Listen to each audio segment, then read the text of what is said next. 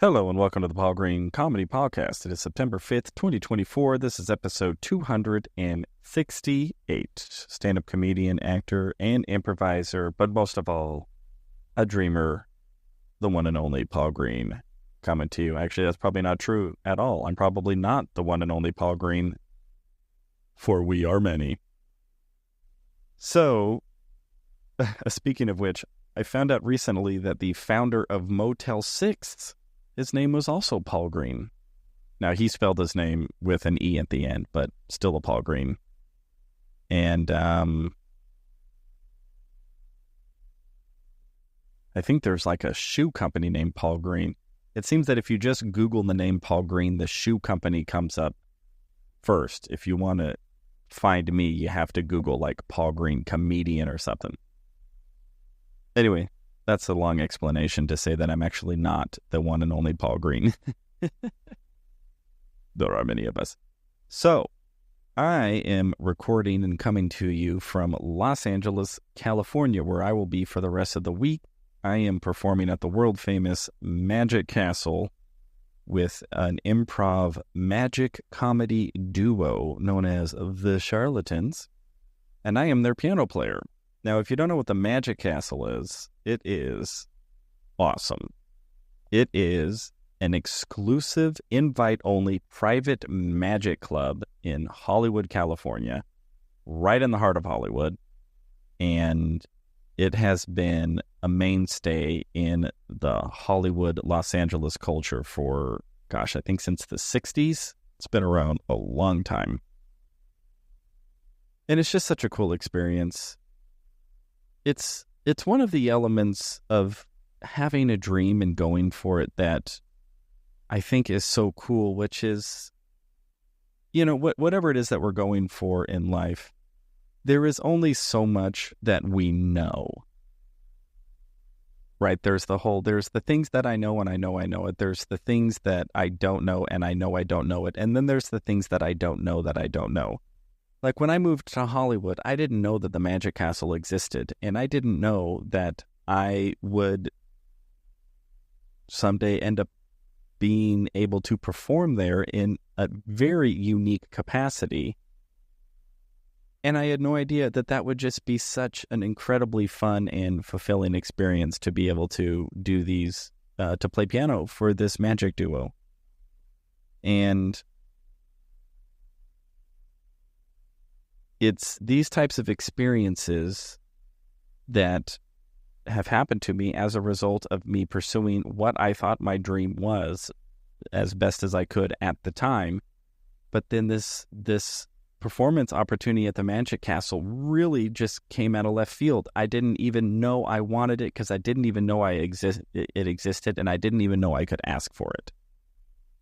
And just through a random series of events, this buddy of mine who I've actually had on the podcast. As a matter of fact, I have had the Charlatans on my podcast a couple months ago when I was back here in April and filmed the podcast at the Magic Castle. So if you want to go back, a good 30 or 60 episodes, it'll be a little while back. I actually interviewed the Charlatans. So that was really fun. So I am back here at the Magic Castle, having a great time.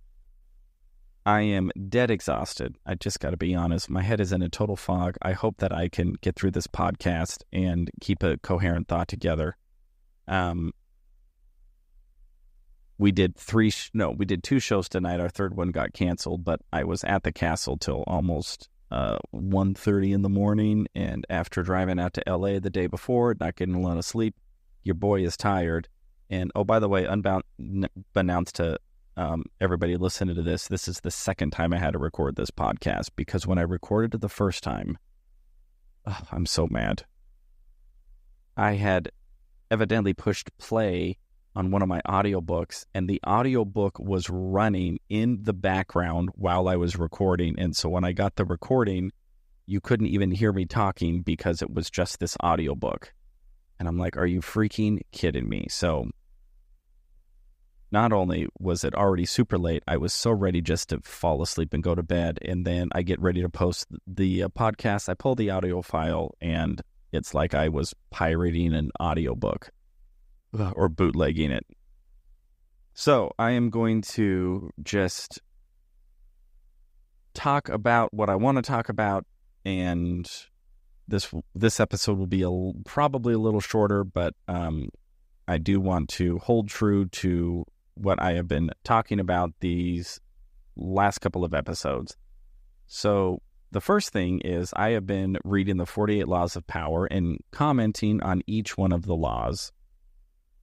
And for the most part, I have not enjoyed the book. I do find the book to be incredibly superficial and really treats power as the apex aim of life. Or, well, I guess it doesn't necessarily say you should want power. What it is saying is, though, if you do want power, and power is your God, power is your main purpose in life, here are the 48 laws that will ensure you get power at all costs.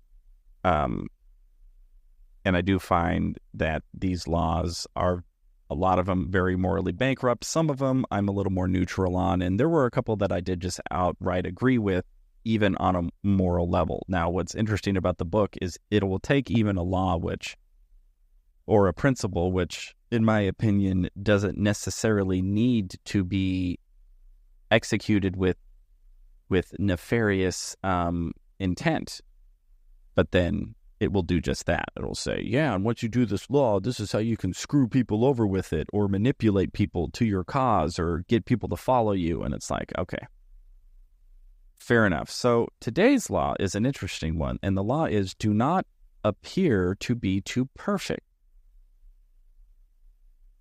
So again, I do find this that's just an interesting law to me. And again, the book does start telling you how to use this principle as a way to manipulate people. So if you are a person of resource, or a person of,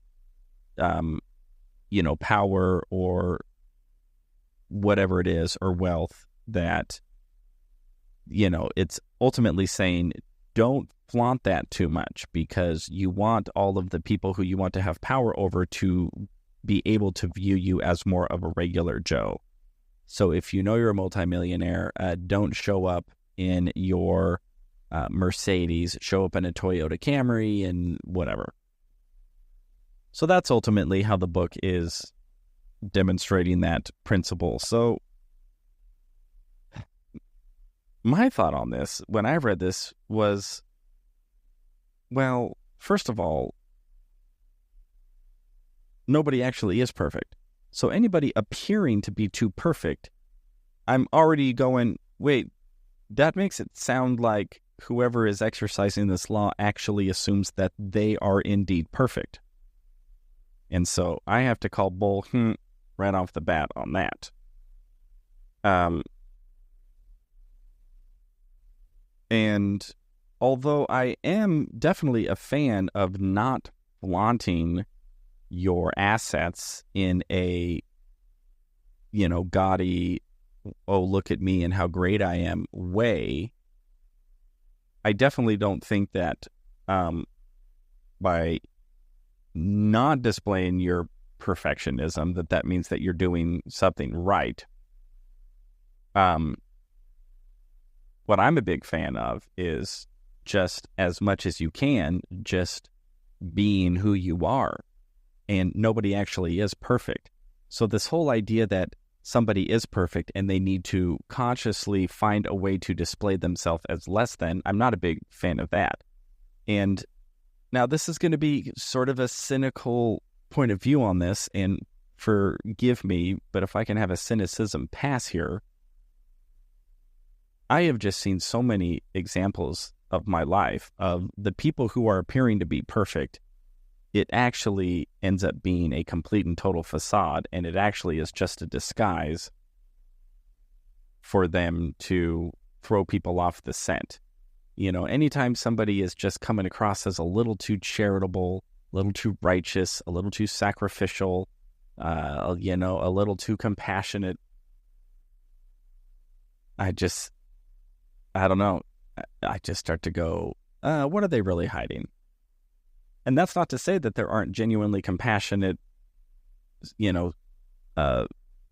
selfless, sacrificing, compassionate human beings who volunteer and who donate and who push for causes and who are indeed compassionate, outreaching type human beings. I'm just suggesting that the people who actually are that, we probably don't ever hear about them because they are not coupling their charity with a very strategic PR campaign. And how many times have we seen the super righteous philanthropist, the super righteous religious leader, the super compassionate volunteer who makes sure that everybody knows what a good person they are and how they are out there doing, changing the world. And then turns out they're involved in some gigantic scandal and they were embezzling all the money and they were harassing all of their coworkers and exercising power and they were, taking huge salaries out of their donations and blah, blah, blah, blah, blah. So when I read this law, I just started to think, well, if you're telling people to not appear too perfect, again, there's an assumption in there that the person actually is perfect. And I go, well, we're already off on the wrong foot because nobody's perfect, which means if they're appearing to be perfect, it's a lie.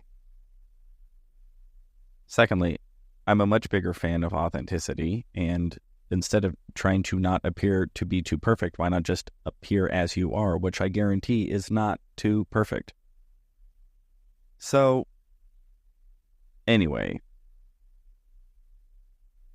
that's really just my thoughts on that. Nobody's perfect.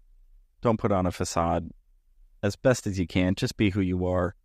And if you actually are a charitable, kind-hearted person, that's great. Go and do that. But if you're toting along your social media PR team to document it all to make sure that the entire world knows that you are charitable or whatever, then I definitely am going to stay clear of you. Okay, enough about that. Let's get into the positive stuff. So, along with the 48 Laws of Power, which I'm almost done with, and I'm glad I'm almost done with it because the book has really put me in a cynical headspace, and I don't like to be that way. What I like to be is what the next book is, which is The Magic of Thinking Big. And I have been a big fan so far of this book, and so I want to talk about some of, I'm going to go chapter by chapter on this book as well. So, Chapter 1 was really more about the power of belief and just how, the old adage, which I think was Lincoln or maybe it was Ford, it was one of those guys, had this adage that would say, if a man believes he can or if a man believes he can't, either way he is right. And I don't know, that phrase really resonates with me because I look at my life and I go, yes, I am fully aware that there is such a thing as luck, that there are things that are outside of my control. But when I really look at my station in life and how I ended up where I'm at, I just have to look back and go, well, I'm actually exactly where my behavior has led me. And my behavior is all contingent on what I believe. For the most part. And again, I'm fully aware that anytime, God could decide that he wants to throw an earthquake in LA tonight and the ceiling could collapse on me. Sure, I get all that. But I am not excusing that, but I am saying, barring anything to that degree, I really feel that human beings have a significantly greater influence over what happens in their life. And again, everybody has their unique circumstances. I'm not trying to come from white privilege here of like, oh yeah, everything is rosy, because I get it. There are plenty of parts of the country or of the world where, people have extremely limited rights and freedoms, and my heart goes out to people in those situations. But when I just look at who I am, and when you look at who you are, what opportunities have you had in your life that you created through work, through mindset, through showing up, through conversations, through networking, through taking risks, through taking action? And had there been more action taken or more risks taken, throughout your life, where would you be? And we don't really know. I get that, but I do believe that we do have a significant amount of influence in our own sphere to make life be what we want it to be. So that's chapter 1. Now, chapter 2 is an interesting chapter, and the chapter name is Cure Excuse-itis, the Failure Disease. So excuse-itis, meaning the disease of making excuses. And I got to tell you, I am a big fan of this idea. It's caused me to reflect on my own life and how many times I have made excuses. So many times. And to me, there's 2 major times when I know that I use excuse-itis and when I think human beings use excuse-itis. Number 1 is excuse-itis is used before we even begin whatever it is our dream is, or whatever it is that we want to go for, right? So we want to do something. There's something in our life that we desire, or a change in lifestyle, or an increase in lifestyle, or an expansion, or, a new job, a new career, a new relationship, whatever it is. And then the excuse-itis comes in and starts telling us all of the reasons why it won't work out before we even try. And the result of that excuse-itis is we don't even try. We don't even take the first step because the excuse-itis bug has already come in and convinced us that it's not going to happen, that we're going to fail, that we don't want to take the risk, we don't have the resources, we don't have the money, we don't have the time, we're too old, we're too young, we're too stupid, we're too poor, we're too smart, we're too whatever it is. And how many dreams have died as a result of the excuse-itis disease before a single attempt was even made towards accomplishing that goal? So, in my opinion, that's the first period of life, or one stage of life that excuse-itis manifests itself. The second time is we use excuse-itis as a excuse to quit. So maybe we get past the initial excuse-itis stage, and then we go for the thing. And then guess what? The thing didn't go as planned. The dream didn't go as planned. It was a lot harder than we thought. It was going to take a lot longer than we thought. It was going to be a lot more discouraging than we thought. There was going to be all of these other aspects of going for this dream that come into play that maybe we didn't anticipate, or if we did anticipate it, we still moved forward anyway. But now that we are experiencing those setbacks, now we have some evidence to show why maybe the initial excuse-itis was right to begin with. Oh, I've been writing this novel for years and I'm not even done yet. Oh, I started this business and we're not even profitable yet and it's been 3 years. Oh, I decided I wanted to get married and I've been on all the dating apps and blah, blah, blah, blah, blah. And every guy I meet is, a complete loser, right? Whatever it is. So then the excuse-itis kicks in on the back end and says, yeah, you might as well cut your losses and quit now. It ain't going to happen for you, right? And I'll tell you, all of those excuses are very real. They are, valid. And I get all of that. However, I really do believe in this idea that whatever we tell our brain to focus on, or whatever we tell our brain to find, it's going to go and find them. And if we tell our brain, hey brain, what are all of the excuses and reasons why this thing that I want to do won't work out? Then the brain's going to show you that. But if we can flip it around and go, hey brain, what are all of the ways that this could work? Or how could I make this work? Or what do I need to do to make this work? Or how can I improve my product? How can I improve my business? How can I improve myself? How can I make myself more attractive so I can get that marriage partner? How can I train myself better in business so that I don't make the same mistakes that I made before that lost the company money, right?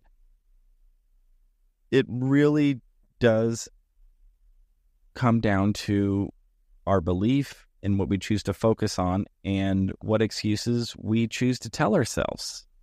And do we just make excuses that justify quitting, or do we make excuses as to why we will never quit and why we are going to pursue what it is that's in our heart, pursue our dreams until we obtain what it is that we are seeking? And in that regard, I'm all about curing the excuse-itis disease and seeing if that alone doesn't immediately start to yield better results in whatever it is that we're pursuing. So those are my thoughts on the magic of thinking big and the 48 Laws of Power. Only a few more chapters of the 48 Laws of Power, and then I think I will just focus on the magic of thinking big because I'm very much enjoying the book. All right, everybody. I hope you are all doing well. Your dreams are coming true. You are finding joy and happiness in your journey. This is the Paul Green Comedy PaulCast for September 5th, 2024, episode 268. I love you all so much, and I will talk to you tomorrow.